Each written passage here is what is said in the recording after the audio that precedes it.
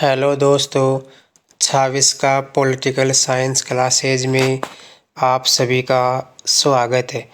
दोस्तों, आज हम एक नया टॉपिक पढ़ने जा रहे हैं और उस टॉपिक का नाम है राज्य सरकार। तो दोस्तों, मैं आपको बता दूं, भारतीय संविधान में कुल 22 भाग है, 12 अनुसूचियां हैं और 395 अनुच्छेद है। तो दोस्तों, राज्य सरकार का जो उल्लेख किया गया है वो भाग 6 में किया गया है। और यदि हम अनुच्छेद की बात करें तो दोस्तों, अनुच्छेद 152 से 237 तक राज्य सरकार का उल्लेख किया गया है। आगे देखते हैं दोस्तों, सरकार के 3 अंग होते हैं: कार्यपालिका, व्यवस्थापिका और न्यायपालिका। उसी प्रकार हम पढ़ेंगे राज्य की कार्यपालिका, राज्य की व्यवस्थापिका और राज्य की न्यायपालिका। तो दोस्तों, हम देखते हैं कि जो राज्य की जो कार्यपालिका है, इस राज्य की कार्यपालिका का उल्लेख अनुच्छेद 152 से 167 तक किया गया है। और दोस्तों, राज्य व्यवस्थापिका का उल्लेख 168 से 213 तक किया गया है और राज्य न्यायपालिका का उल्लेख अनुच्छेद 214 से 237 तक किया गया है। आगे देखते हैं दोस्तों, हम आगे देखते हैं कि जो राज्य की जो कार्यपालिका है, इस राज्य की कार्यपालिका में कौन कौन शामिल होते हैं। तो दोस्तों, राज्य की कार्यपालिका में राज्यपाल, मुख्यमंत्री, मंत्रिपरिषद और महाधिवक्ता, ये सभी राज्य की कार्यपालिका में आते हैं। अब देखते हैं दोस्तों, राज्य की व्यवस्थापिका में कौन कौन आते हैं। दोस्तों, राज्य की व्यवस्थापिका में विधानमंडल आता है और विधानमंडल में विधानसभा और विधान परिषद आती है। इसके बाद दोस्तों, हम देखते हैं कि जो राज्य की न्यायपालिका है, इसमें उच्च न्यायालय मतलब हाई कोर्ट आता है और अनुच्छेद 214 से 237 तक राज्य न्यायपालिका का उल्लेख किया गया है। दोस्तों, ये आपके सामने अनुच्छेद याद करने का एक बेहतरीन तरीका है। आपको याद रखना है कि अनुच्छेद 152 से 167 तक राज्य कार्यपालिका का उल्लेख किया गया है और अनुच्छेद 168 से 213 तक राज्य व्यवस्थापिका का उल्लेख किया गया है और अनुच्छेद 214 से 237 तक राज्य न्यायपालिका का उल्लेख किया गया है। तो दोस्तों, मैंने आपको बता दिया कि राज्य की कार्यपालिका, राज्य की व्यवस्थापिका और राज्य की न्यायपालिका में कौन कौन आते हैं। तो दोस्तों, मैं आपको बता दूं कि जो राज्य की जो व्यवस्थापिका है, इस राज्य की व्यवस्थापिका में विधानमंडल आता है और विधानमंडल में एक आती है विधानसभा और एक आती है विधान परिषद। दोस्तों, जो राजस्थान है, इस राजस्थान की विधानसभा लाल कोठी जयपुर में है।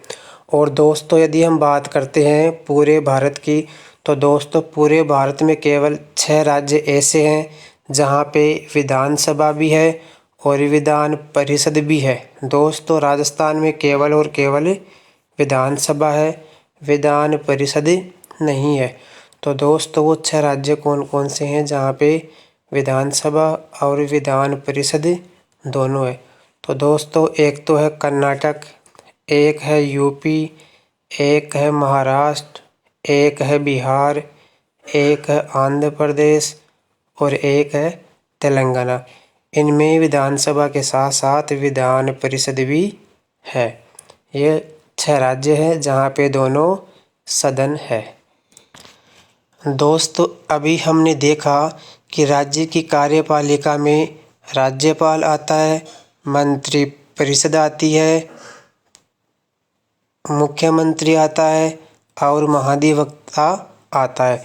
और दोस्तों राज्य की कार्यपालिका का उल्लेख अनुच्छेद 152 से 237 तक किया गया है। तो दोस्तों सबसे पहले हम राज्य की कार्यपालिका के अंतर्गत सबसे पहले एक नए टॉपिक का अध्ययन करेंगे और उस टॉपिक का नाम है राज्यपाल। दोस्तों राज्यपाल के अनुच्छेद याद करने का ये एक फॉर्मूला है। राज्य कार्य नियुक्त 5 वर्ष योवेश। दोस्तों यहाँ पे पहले वाले राज्य का मतलब है अनुच्छेद 152 और दोस्तों दूसरे राज्य का मतलब है अनुच्छेद 153। यहाँ पे कार्य का मतलब है अनुच्छेद 154, नियुक्त का मतलब है अनुच्छेद 155, 5 वर्ष का मतलब है अनुच्छेद 156, यो का मतलब है 57, वे का मतलब है 58, स का मतलब है 159। तो दोस्तों हम देखते हैं यहाँ पे लिखा हुआ है राज्य। तो राज्य का मतलब है राज्य की परिभाषा और ये किस अनुच्छेद में है? अनुच्छेद 152। इसके बाद दोस्तों एक और राज्य है। इस राज्य का मतलब है कि राज्य की कार्यपालिका शक्ति राज्यपाल में निहित होगी और इसका उल्लेख अनुच्छेद 153 में किया गया है।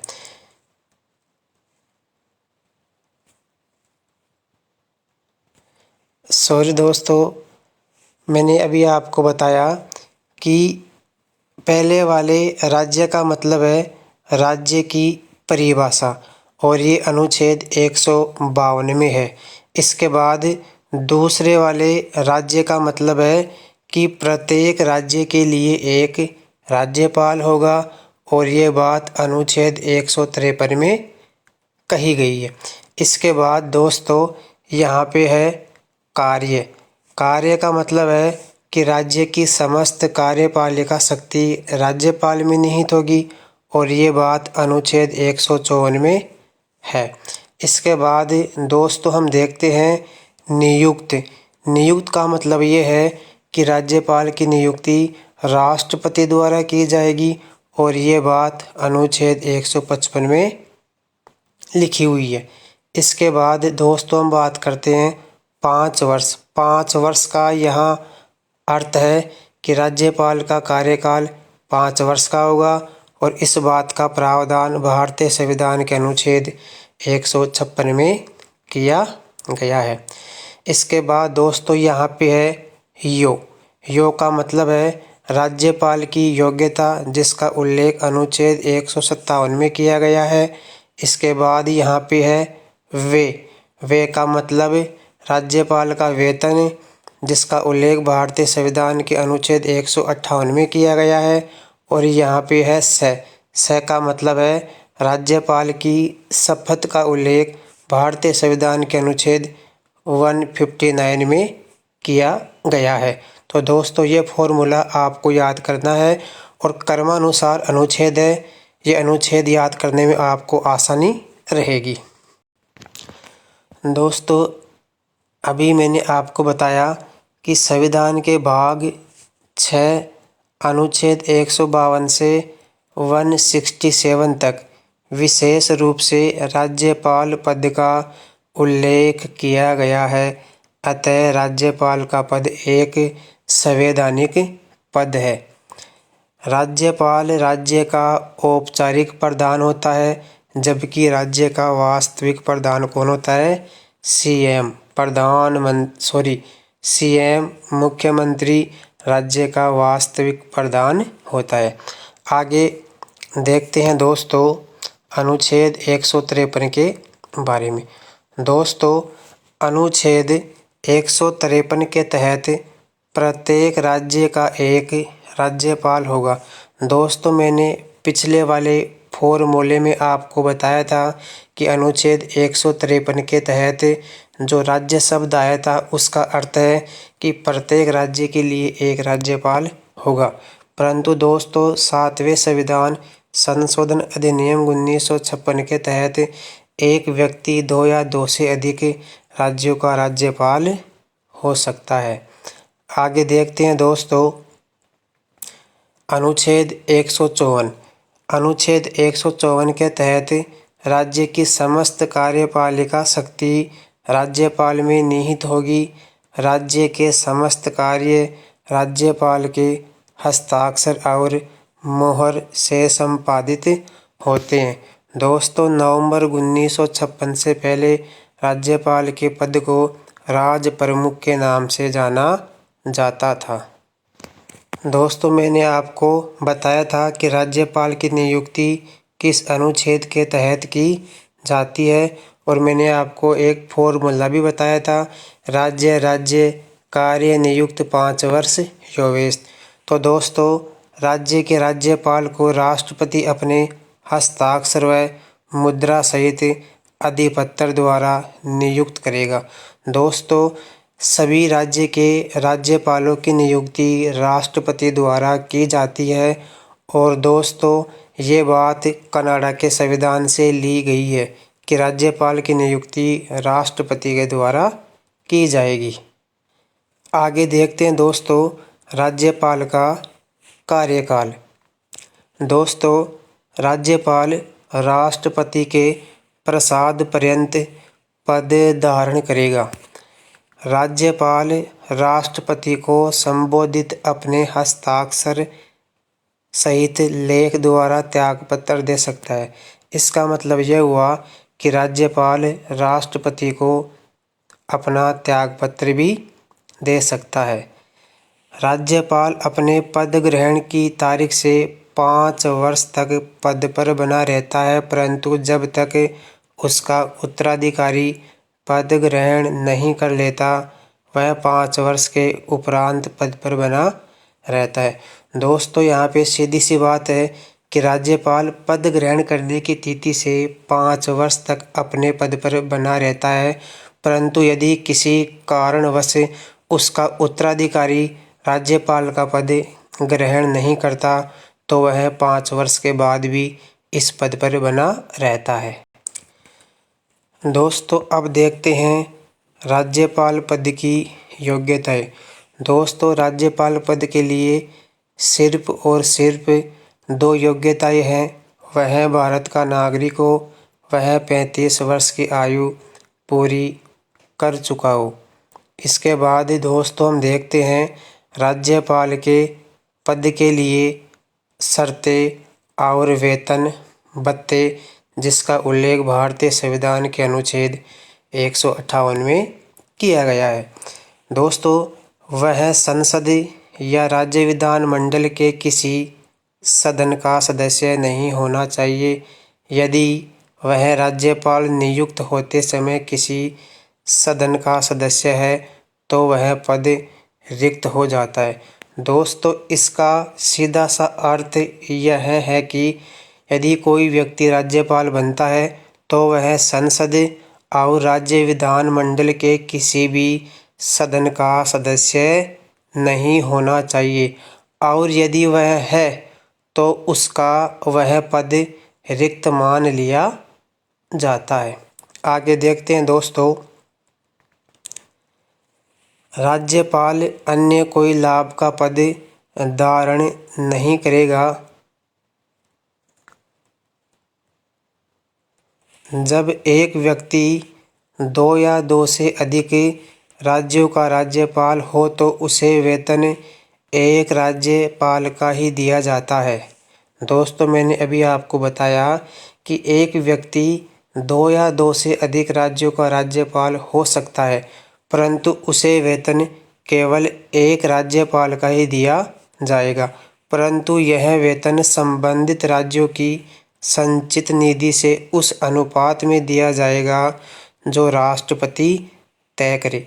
दोस्तों, यहाँ ध्यान देने योग्य बात है कि यदि एग्जाम में क्वेश्चन आता है कि यदि एक व्यक्ति 2 या 2 से अधिक राज्यों का राज्यपाल है तो उस स्थिति में राज्यपाल का वेतन कौन निर्धारित करता है, तो दोस्तों ऑप्शन में आपको मिलेगा पहला ऑप्शन संसद।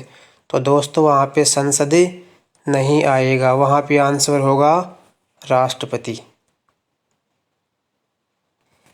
आगे देखते हैं दोस्तों, राज्यपाल द्वारा शपथ।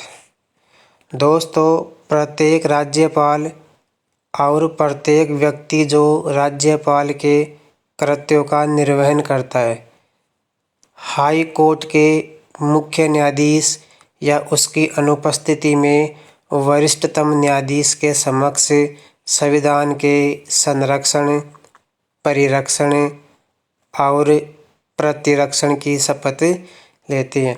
इसका सीधा सा अर्थ ये है कि राज्यपाल को शपथ उच्च न्यायालय का मुख्य न्यायाधीश या उसकी अनुपस्थिति में वरिष्ठतम न्यायाधीश राज्यपाल को पद की शपथ दिलाता है। आगे देखते हैं दोस्तों, राज्यपाल की क्षमादान की शक्ति। दोस्तों, राज्यपाल की क्षमादान की शक्ति का उल्लेख भारतीय संविधान के अनुच्छेद 161 में किया गया है। 161 में राज्यपाल की क्षमादान की शक्ति का उल्लेख किया गया है। राज्यपाल की क्षमादान की शक्ति के तहत वह मृत्युदंड की सजा को पूर्णतः माफ नहीं कर सकता। दोस्तों, राज्यपाल किसी व्यक्ति की सजा को कम तो कर सकता है, परंतु पूर्णतः माफ नहीं कर सकता, जबकि राष्ट्रपति किसी व्यक्ति की सजा को पूर्णतः माफ कर सकता है।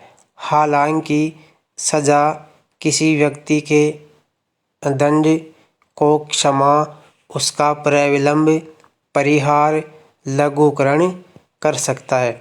मतलब किसी व्यक्ति की सजा को कम कर सकता है, परंतु पूर्णतः माफ नहीं कर सकता। दोस्तों, राज्यपाल सैन्य न्यायालय द्वारा दिए गए निर्णय के विरुद्ध सुनवाई नहीं कर सकता, जबकि राष्ट्रपति कर सकता है। आगे देखते हैं दोस्तों, राज्यपाल आपातकालीन स्थिति में, जब आपातकाल लगा हो उस स्थिति में और विशेषतः राष्ट्रपति शासन के दौरान राज्यपाल केंद्र सरकार के एजेंट की तरह कार्य करता है, न कि मंत्रिपरिषद की सलाह पर। आगे देखते हैं दोस्तों, अनुच्छेद 201। ये अति महत्वपूर्ण अनुच्छेद है और लगभग सभी एग्जाम में ये अनुच्छेद पूछा जा चुका है। इस अनुच्छेद में क्या है देखते हैं दोस्तों। राज्य विधानमंडल द्वारा पारित किसी विधेयक को राष्ट्रपति के विचारार्थ आरक्षित रख सकता है यदि विधेयक निम्न विषयों से संबंधित हो।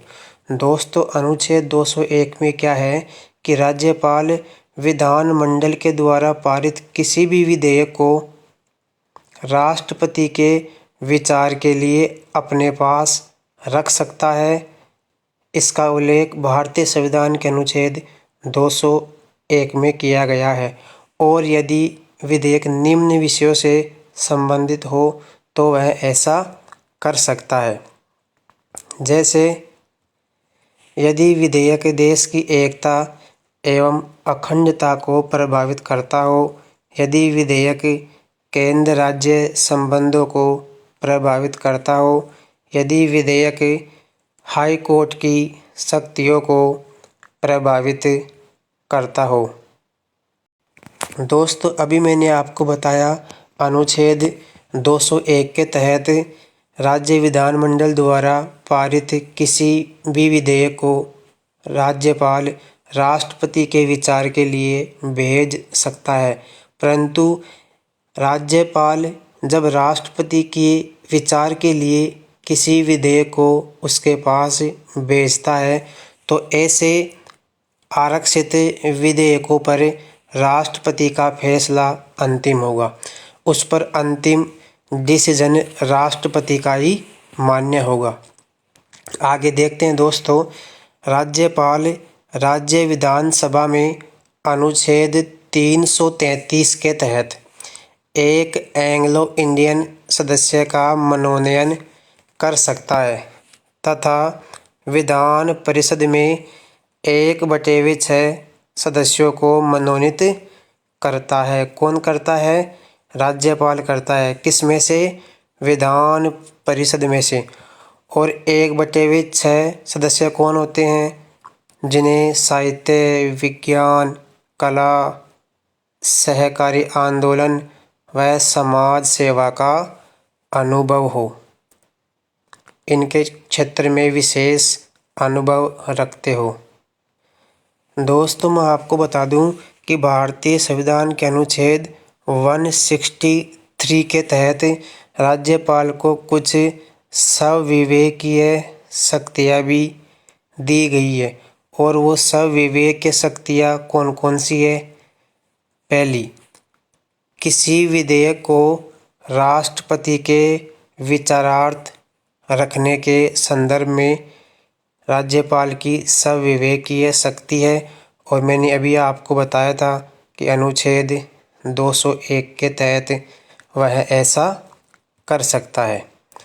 राज्यपाल की अगली संविवेकीय शक्ति है राज्य में राष्ट्रपति शासन लागू करने की सिफारिश राष्ट्रपति को करने के संदर्भ में। दोस्तों, यदि सरकार ने अपना विश्वास मत खो दिया है तो राज्यपाल उस राज्य में राष्ट्रपति शासन लागू करने की सिफारिश राष्ट्रपति को कर सकता है।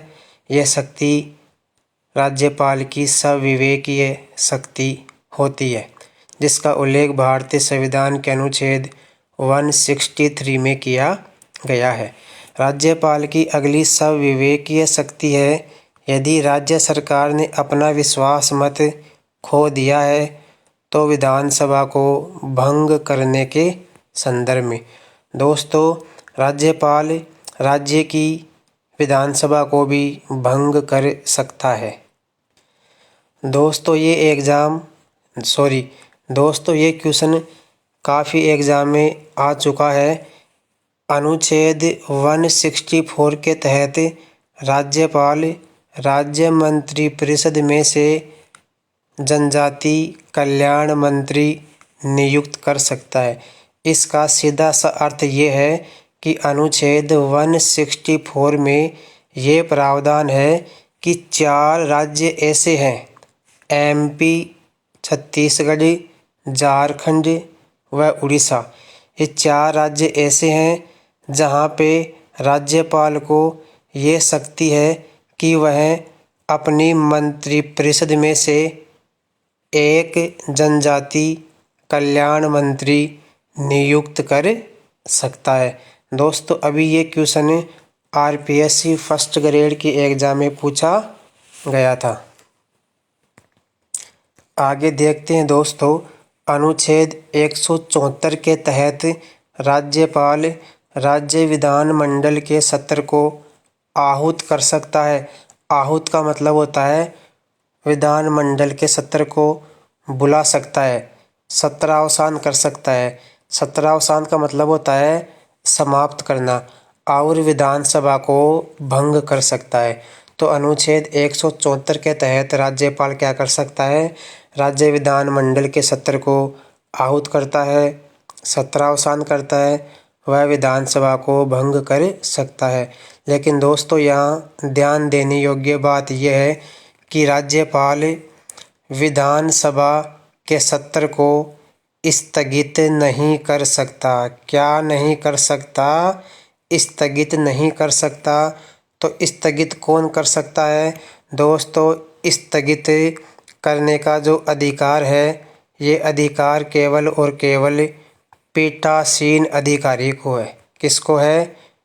पीठासीन अधिकारी ही विधानमंडल के सत्र को स्थगित कर सकता है। राज्यपाल ऐसा नहीं कर सकता। तो दोस्तों, आई होप, मैं आशा करता हूँ कि ये वीडियो आपको अच्छा लगा होगा।